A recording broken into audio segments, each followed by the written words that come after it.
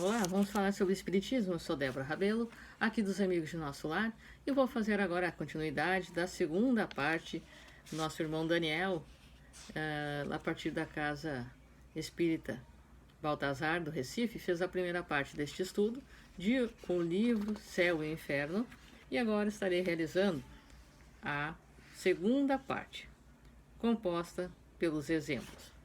Então, capítulo 1, passatempo. E estaremos fazendo parte a parte esta leitura e reflexão, com toda a calma, certo? Capítulo 1, o passamento. A confiança na vida futura não elimina a apreensão com a passagem desta para outra vida. Muitos não temem a morte em si, mas o momento da transição. Sofre-se ou não nessa travessia? É isso que os inquieta, e tal é tanto mais relevante, porquanto dessa travessia ninguém pode escapar. Na Terra, podemos nos recusar a fazer uma viagem.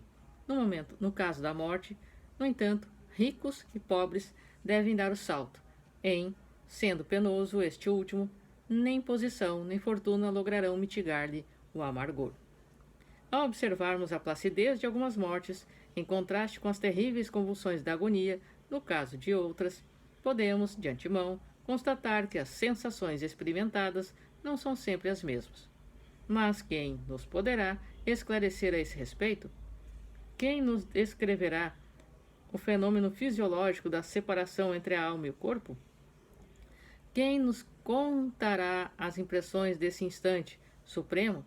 Acerca desse ponto, calam-se tanto a ciência quanto a religião. E por que se calam, então?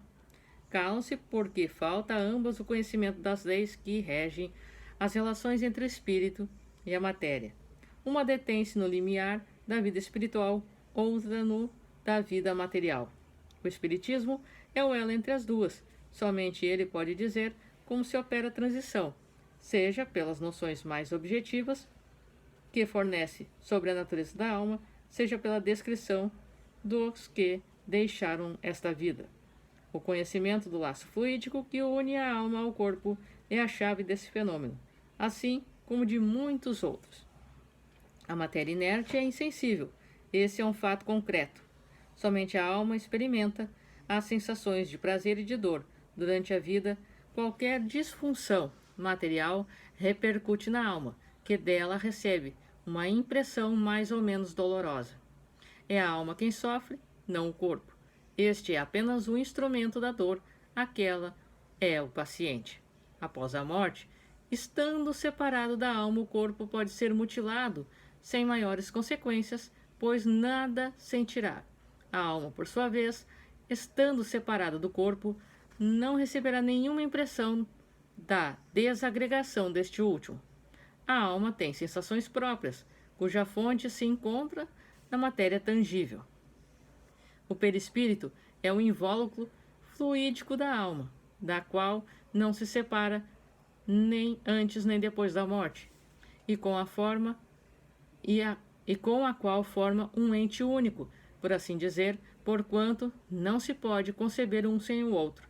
Durante a vida, o fluido perispiritual penetra no corpo em todas as suas partes, servindo de veículo para as sensações físicas da alma. Também é por seu intermédio que a alma age sobre o corpo, dirigindo-lhe os movimentos. A extinção da vida orgânica ocasiona a separação da alma e do corpo, pela ruptura do laço fluídico que os une. Essa separação, entretanto, nunca é brusca. O fluido perispiritual desprende-se pouco a pouco de cada um dos órgãos, de modo que a separação só é completa e absoluta quando não mais restar um só elemento do perispírito unido a uma molécula do corpo. A sensação dolorosa que a alma experimenta nesse momento é proporcional à soma dos pontos de contato existentes entre o corpo e o perispírito, assim como a maior ou menor dificuldade e lentidão que a separação apresente. Portanto, não se deve esconder que, de acordo com as circunstâncias, a morte pode ser mais ou menos penosa. São essas diferentes circunstâncias que examinaremos. E as notas de rodapé desta primeira parte deste primeiro vídeo. A alma sente dor e prazer quando, somente enquanto ligado ao corpo físico, que lhe remete essas sensações físicas pelas impressões de sua fisiologia, pelo sistema nervoso. Após a morte, o ambiente do mundo espiritual não mais lhe causa impressões físicas. Desse modo, o espírito imperfeito que relata sofrer fisicamente vivencia, em verdade, uma ilusão, lembrança da sensação que tinha no mundo corporal. As sensações íntimas próprias do espírito humano são derivadas da felicidade, ou quando tem imperfeições a superar as do sofrimento moral e da infelicidade. Nota do editor. Outra. Na época de Kardec, a célula era conhecida pela ciência como elemento estrutural dos tecidos, mas não ainda enquanto unidade básica da vida. Ser vivo, microscópico. Desse modo, refere-se aqui à molécula como menor parte da fisiologia, acompanhando o paradigma aceito na ciência do século XIX. Nota do editor. 155.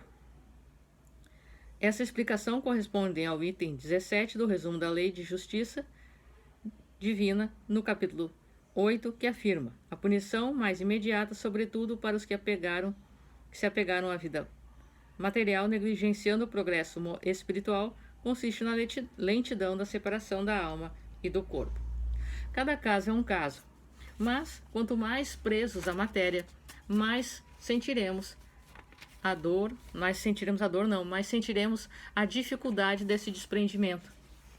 Mas estaremos resistíveis, ligados ao corpo, tornando também mais lento e difícil o trabalho desse desprendimento por parte da espiritualidade.